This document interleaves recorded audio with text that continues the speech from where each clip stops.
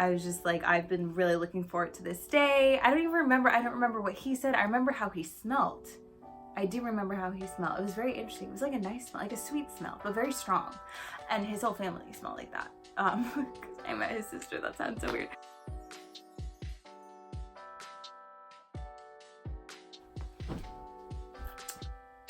So, it is story time.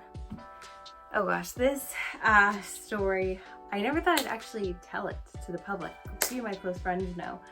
But this is probably one of the most tragic stories of my life to date. And that's not saying a lot because it just shows how blessed I am and first world problems. Anyway, so, oh my god, my heart, it's beating fast. I'm scared to talk. Oh gosh. Obviously, by the title, you know that I'm going to tell you about when Boo Boo Stewart sang to me. There's a lot that went into the day. All you need to know is it ended awkwardly and weirdly, and I still cringe about it to this day. I don't know. I feel really bad about the whole situation. Okay, so let's go back to, oh my word, what year is it? I probably should have done my research before I started to talk. I think it was 2011. It was 2011, and I heard that Boo Boo Stewart was going to be having a concert, a free concert for charity at Tustin Mall. When I heard about this, let's rewind a little bit.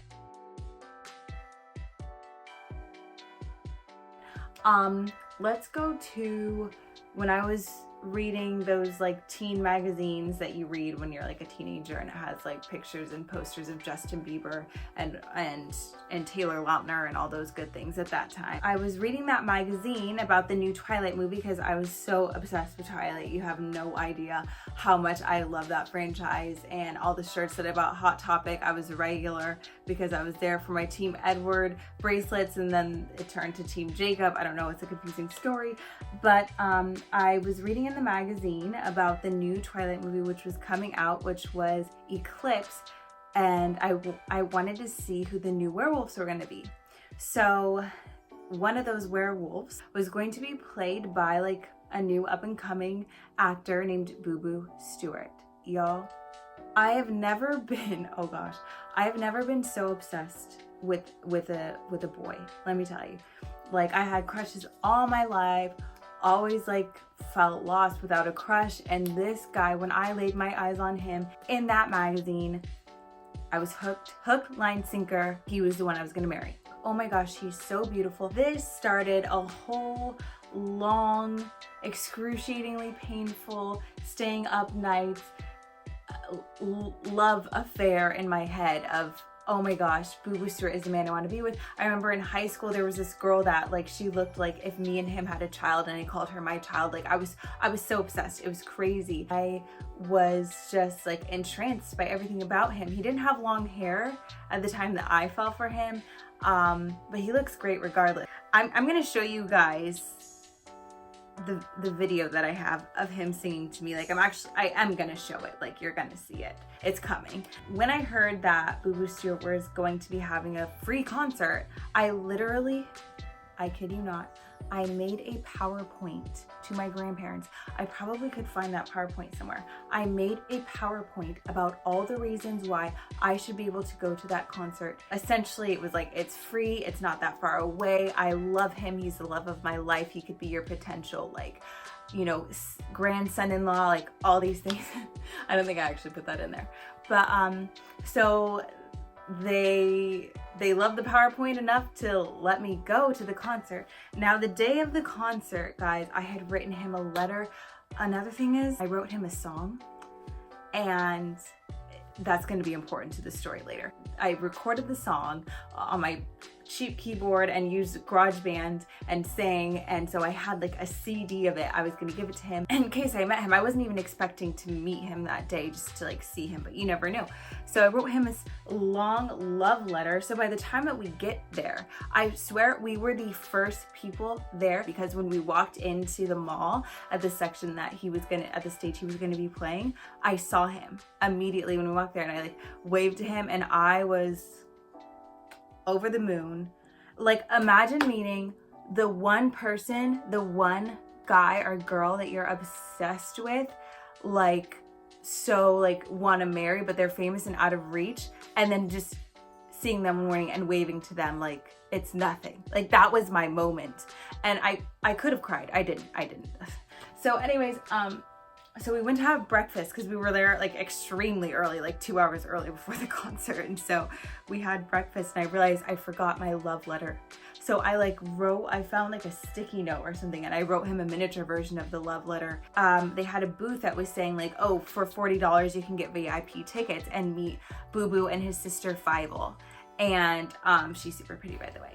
So I was like, Grandma, please, can I get it? Can I get it? Can I get it? So my grandparents got it for me. So basically that VIP pass gave us backstage access to talk to him, to meet him and his sister. And so that's what happened. Now, side story was my grandmother is like always trying to get me famous, essentially, and not for her benefit, just for mine, because she knows like that's a dream, not to be famous, but you know, to let my music be out there. You know, I like to write songs, I like to sing, to make something happen. So his mom and dad were outside before the concert, and my grandmother like introduced herself to them, and she opens her mouth to Boo Boo Stewart's mom and is like, my granddaughter wrote a song for Boo Boo. And his mom, I kid you, I'm not making this up. I'm not making up any part of this story, you guys. His mom was like, we'll have her get up and sing it on stage. And I was like, no. In my head, I'm like, I already feel like I'm gonna poop my pants, like, for meeting him. I can't go up and sing a song that I wrote about him at his concert. I can't sing it. His concert? Like, this is my future husband we're talking about. I'm not gonna steal his glory. Not like I was anything worse, like glory or anything, but you know what I mean. That did not happen. If I went back, I think I would do it now. So after that little sweet encounter, and I was just completely embarrassed beyond belief, because I also told his mom no, I wasn't getting on the stage, and I felt like, oh my gosh, I've disrespected like my future mother-in-law, like all these crazy things. It was time to go and actually meet him, and I'm gonna put up the pictures. Maybe I'll put it up now. Actually, I actually don't know how to put pictures up on iMovie, so we'll see if there's one inserted here.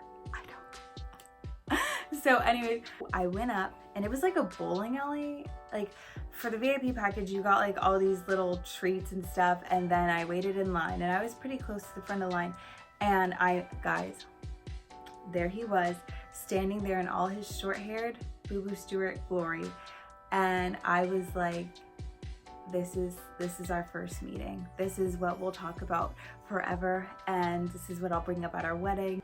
Little did I know. So I like hug him, take his hand, and I'm like, I wrote a song for you. I was like, here's a letter, here's a song I wrote. Guys, let me tell you, okay, I was meeting the man of my dreams. I stayed so composed. I was not that girl that's like, oh my God, I'm like crying, you know? I stayed as classy as possible and composed as possible.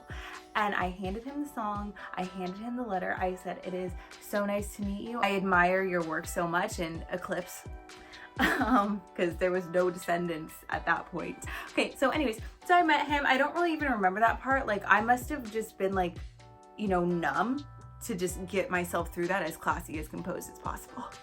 So then the next portion was the concert.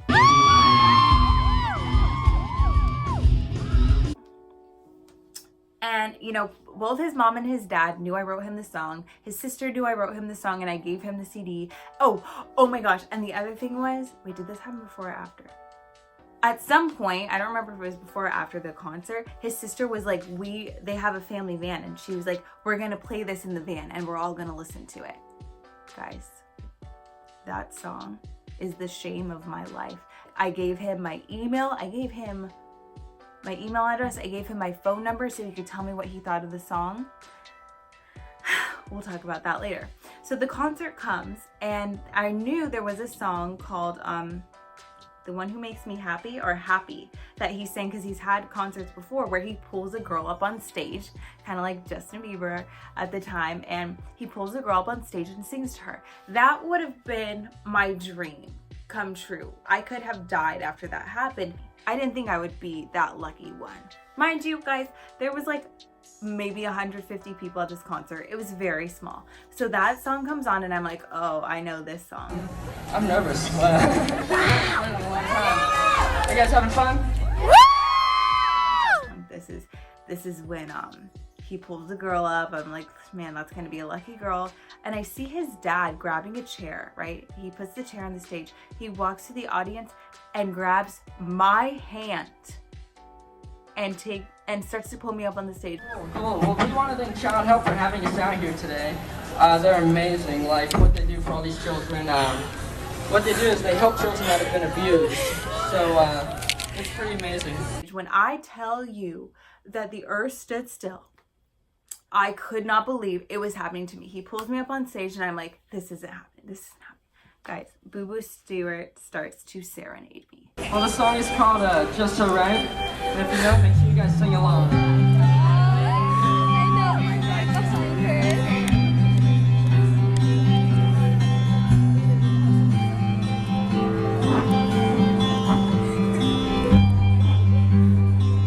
We're at the top of the world tonight, you and I, tonight, under the moon, the stars and the sky.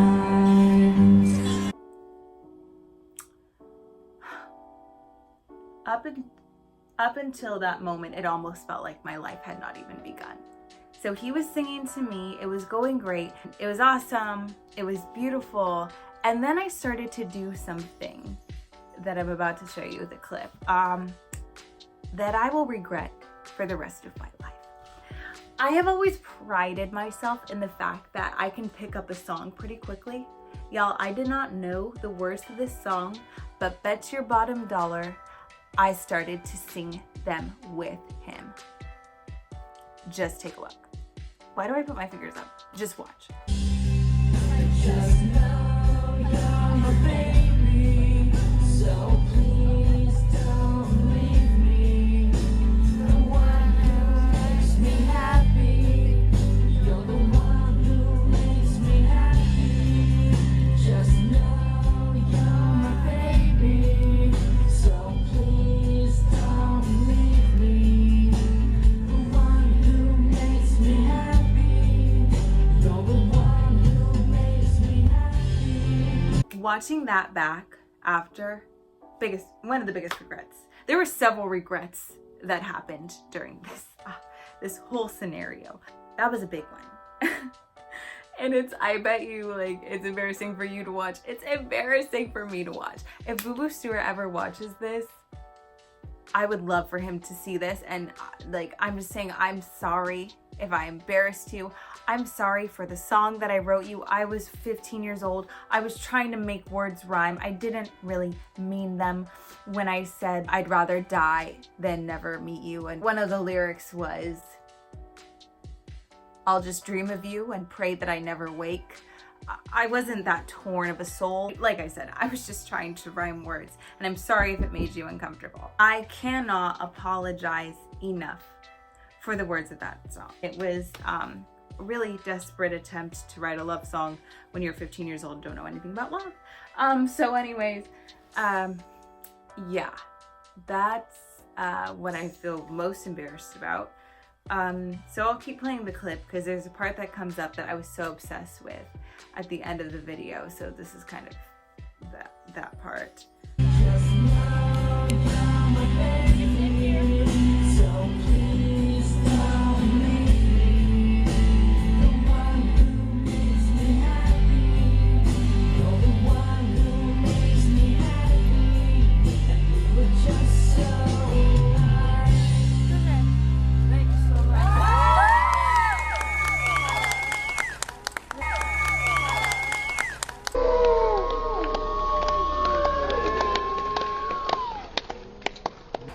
I'm sorry, guys. Well, I'm trying to introduce you to the group really fast. Everybody, this is my... So it was that right there. The hug was everything, being able to hug him. I remember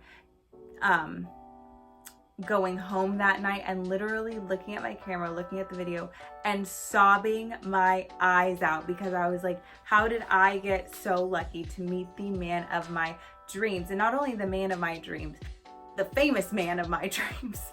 So my friends were flabbergasted. They could not believe it happened. Takeaways from that are not.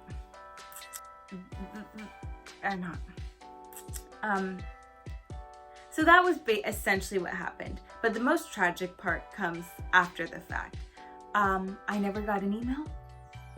I never got a text message or a phone call. In fact, I never heard back from Boo Boo Stewart or his family, his beautiful, sweet-smelling family, ever again. And I, hid it. I buried it down, the hurt and the pain from that, for many years. I wasn't able to speak about it because I was so embarrassed, because all I could picture was them driving in the car, listening to me talking about how I wanted to feel his touch. His sweet, pure-seeming family. And they probably thought I was a lunatic. So again, Boo Boo, if you ever see this, I'm sorry for those lyrics. I'm not as creepy as that song sounded. And you did awesome in Descendants, and condolences, like biggest condolences to the loss of your friends and co-worker, our co-actor, everyone else. Thank you for taking the time to watch the story time. I hope you enjoyed it. And yeah, I'll put some more clips of the video to end this. So thank you. I'm gonna go celebrate the suppressed feelings that I've let out. So enjoy your day.